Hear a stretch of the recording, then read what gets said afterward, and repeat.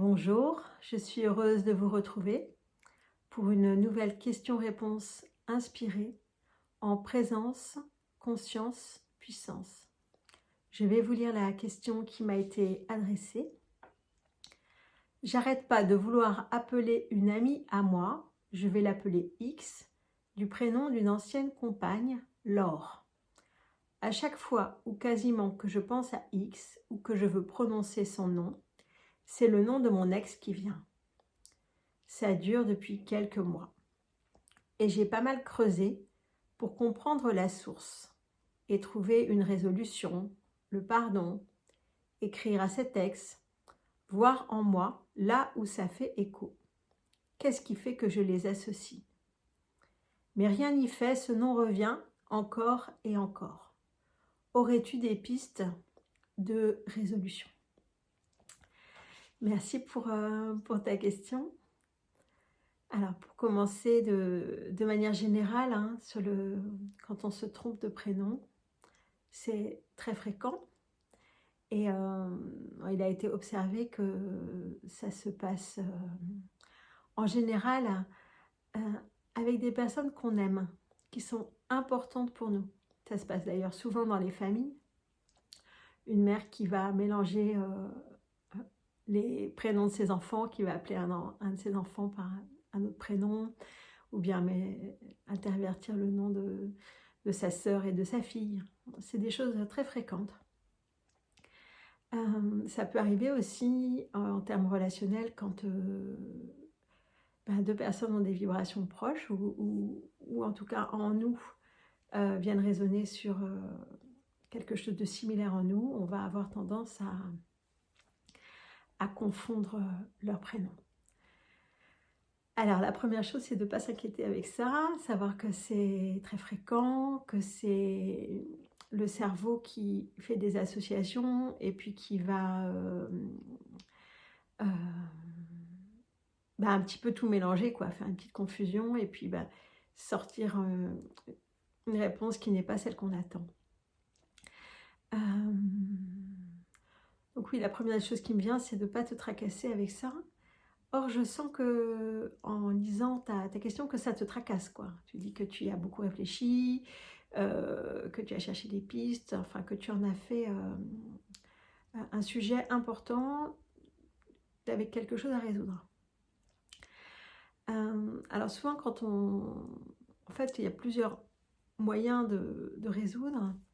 Et déjà, savoir que quand on va accorder beaucoup d'importance ou d'attention à quelque chose, la première conséquence, c'est qu'on le renforce. Donc potentiellement, si simplement tu n'y fais plus attention, que tu lâches prise et que tu ris en toi du fait que tu fais la confusion, potentiellement ça va s'arrêter tout seul. Ça, c'est une première piste que tu peux peut-être explorer. Après, il y a d'autres choses que j'entends en lisant vraiment bien les termes de ta question et les sonorités. En fait, il y a quelque chose qui m'a sauté aux yeux. Alors, je vais me permettre de vous partager ça. Et puis, tu verras, toi qui m'as posé la question, si ça te parle ou pas. Bon, c'est une interprétation qui est la mienne, hein, ça n'est que cela. Donc, vraiment apprendre si ça résonne. Quand je regarde ta question, je vois que tu nous donnes le prénom de ton ancienne compagne, que tu appelles, donc qui s'appelle Laure, mais tu ne nous donnes pas le prénom de l'ami en question. L'ami en question, tu l'appelles X. Tu nous dis, j'arrête pas de vouloir appeler une amie à moi, je vais l'appeler X, du prénom d'une ancienne compagne, Laure. À chaque fois ou quasiment que je pense à X ou que je veux prononcer son nom, c'est le nom de mon ex qui vient. Alors là, c'est assez marrant parce que X et ex, c'est quasiment la même sonorité. Et tu continues avec ça. Ça dure depuis quelques mois et j'ai pas mal creusé pour comprendre la source et trouver une résolution, le pardon, écrire à cet ex, voir en moi là où ça fait écho, qu'est-ce qui fait que je les associe. Donc tu emploies rien que dans ta question, on a 2 fois le mot X et 2 fois le mot X.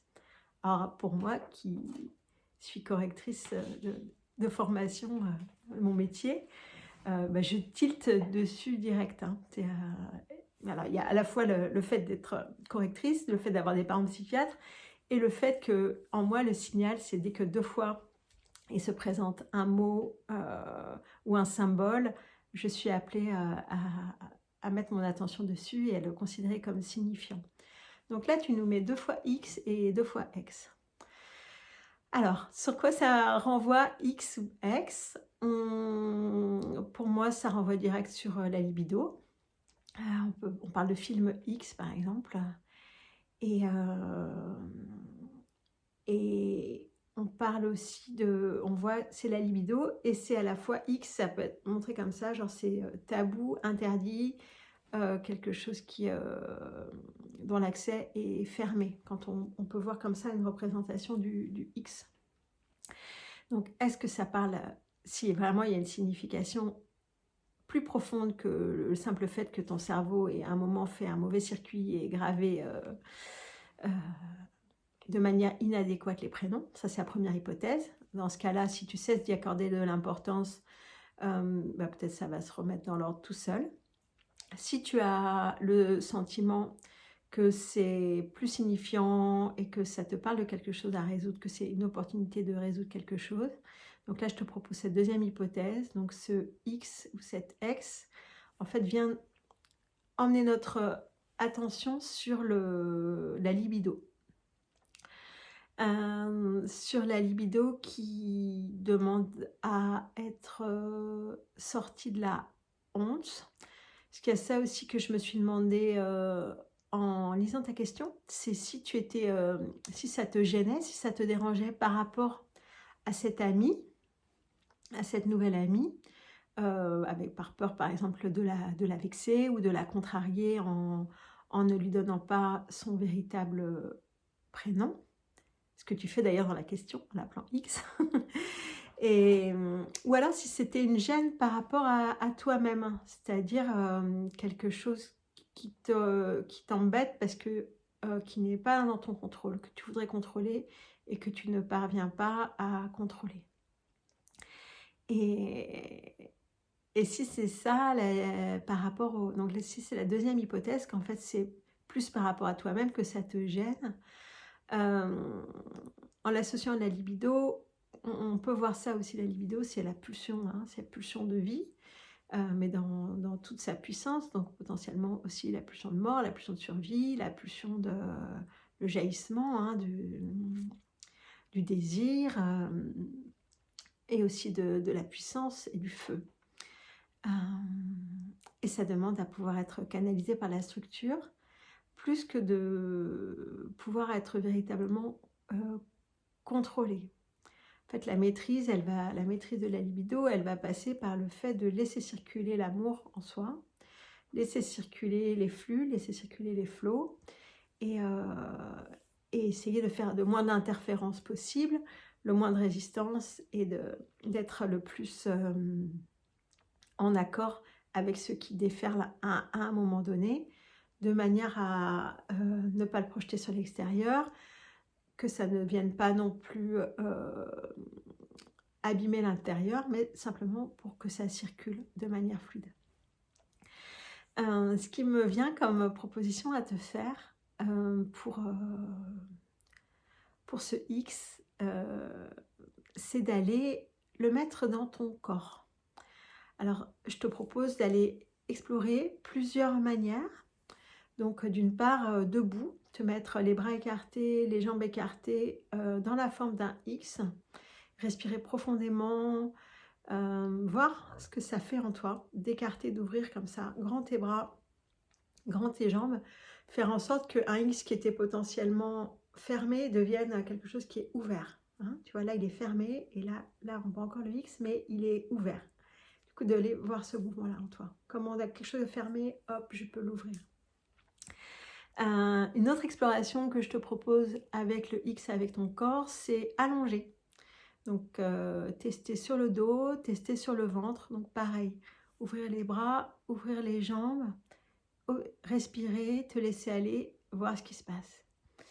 Quand tu as fait ces explorations-là, tu peux aussi te remettre debout et mettre du mouvement, c'est-à-dire te mettre dans la position du X qui te correspond et trouver comment marcher, te déplacer dans l'espace, trouver un rythme qui va permettre comme ça d'honorer cette étoile ouverte en fait, parce que tu vois un X quand il a les bras et les jambes écartées, c'est vraiment une position d'ouverture pour le coup. Et donc je te propose d'aller explorer et puis trouver ton mouvement actuel qui autorise la libido à circuler à travers toi correctement. Voilà, ça c'est ce qui vient le plus directement pour répondre à cette question. Et oui, je voulais, pour finir, ouais, sur la notion de contrôle, plus tu vas vouloir contrôler et le flux de ta libido et le fait de vouloir donner absolument le bon prénom à la personne alors que tu te trompes, en fait tu crées un nœud et tu crées une résistance et donc ça le renforce, hein, c'est ce que je te disais. Donc ouvrir, lâcher prise, c'est pas grave si tu te trompes.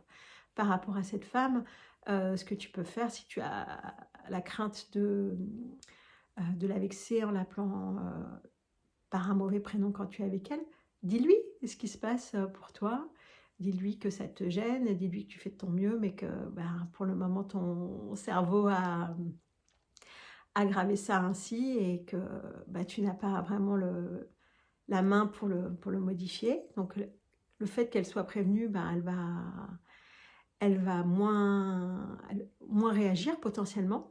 Et puis aussi, ce que j'ai déjà dit dans une vidéo précédente, ris avec ça, riant, amuse-toi. Et puis surtout maintenant qu'on a dévoilé un petit peu l'importance du X dans la question, je t'invite à mettre du rire dans ton X, notamment par rapport à tout ce qui pouvait être de la gêne, de la honte, de la culpabilité. En fait, je t'invite à enlever tout ça de ta libido et de prendre vraiment beaucoup de joie dans tout cet espace pour ta vie. Voilà ce qui est venu pour répondre à ta question. Merci beaucoup de me l'avoir posée. Merci à vous qui avez visionné cela. Peut-être que ça vous a parlé aussi, que vous avez envie d'aller expérimenter dans votre corps cette ouverture du X et de voir comment ça vous met en vitalité et en mouvement. Pour terminer sur le X, alors je ne sais pas si je termine pour aujourd'hui parce que c'est vraiment un thème que j'aime beaucoup. Il m'a été donné de comprendre que pour parler à notre structure, mais aussi parler au divin, parler à la trame de réalité qui nous entoure, une des meilleures manières de le faire, c'est le chiasme. Le chiasme, c'est un X, ça veut dire une croix en grec, et c'est une proposition qui est croisée AB, BA, comme Abba, qui est un des noms de Dieu. Et en fait, cette structure croisée qu'on peut voir dans des poèmes, par exemple, ou dans des formules, que j'emploie moi souvent dans les formules que je vous présente, en fait, ça crée directement un champ, enfin pas un champ, un pont avec le champ scalaire, avec le champ de la connaissance élargie et avec le champ où on peut influer sur la trame de réalité. Donc c'est à explorer aussi